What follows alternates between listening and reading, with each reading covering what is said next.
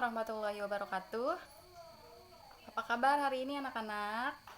Semoga kita semua selalu dalam lindungan Allah Subhanahu wa taala dan semoga kita semua selalu dijauhkan dari penyakit. Amin ya robbal alamin. Nah, baik, langsung saja kita masuk ke pelajaran kita hari ini, yaitu pelajaran akidah akhlak.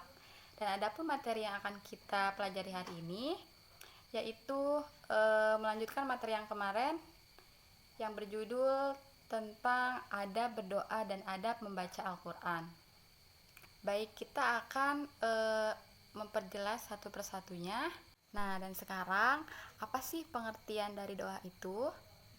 Nah, baik, berdoa adalah meminta sesuatu kepada Allah Subhanahu wa taala dengan harapan agar dikabulkan olehnya, dan kita juga memintanya dengan perasaan tunduk dan penuh harap. Kemudian, adapun beberapa arti dari Abu Al-Qasim Al-Naqsabandi dalam syarah kitab Asmaul Husna, diantaranya yaitu doa dalam pengertian ibadah artinya adalah menyembah. Kemudian doa dalam pengertian istighosah artinya adalah memohon bantuan dan pertolongan. Nah, baik, tadi itu adalah pengertian dari berdoa. Dan sekarang kita masuk kepada adab berdoanya.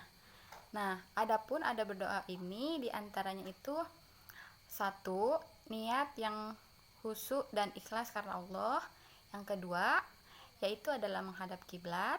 Yang ketiga, dalam keadaan suci dari hadas dan najis. Dan yang keempat, diawali dengan membaca ta'awud atau bismillah. Kemudian yang kelima adalah penuh harap dengan diliputi kecemasan. Dan keenam, memperbanyak taubat. Dan yang ketujuh adalah mengangkat kedua tangan. Kemudian selanjutnya yaitu adalah melembutkan suara,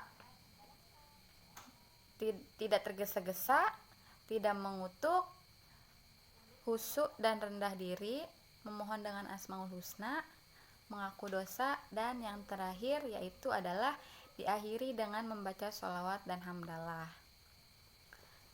Nah, dan kemudian ada beberapa waktu yang baik untuk berdoa menurut hadis Nabi Shallallahu Alaihi Wasallam.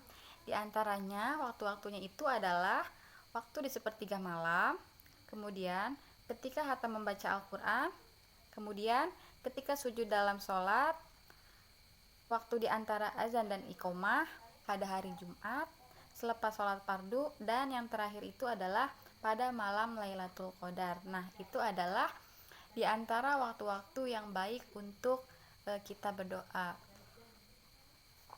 Nah, dan setelah kita membahas tentang adab berdoa, selanjutnya kita akan membahas mengenai adab membaca Al-Quran.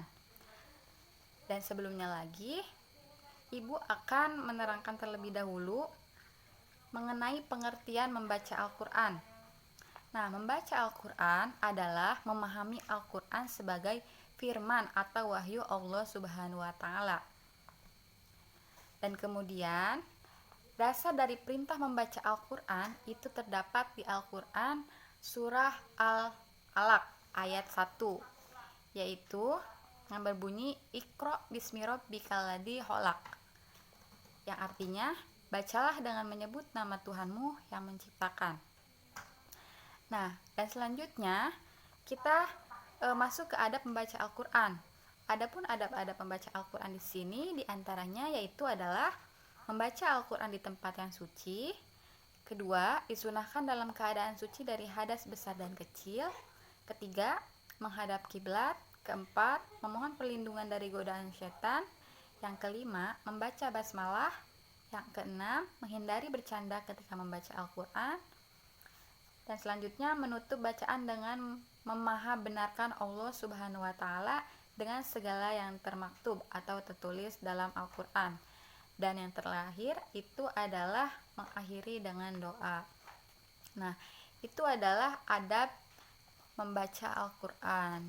Jadi, ketika kita hendak berdoa atau hendak membaca Al-Quran, kita harus mengetahui adab yang harus kita lakukan sebelum melakukan kegiatan tersebut, atau sebelum kita melakukan berdoa atau melakukan membaca Al-Quran.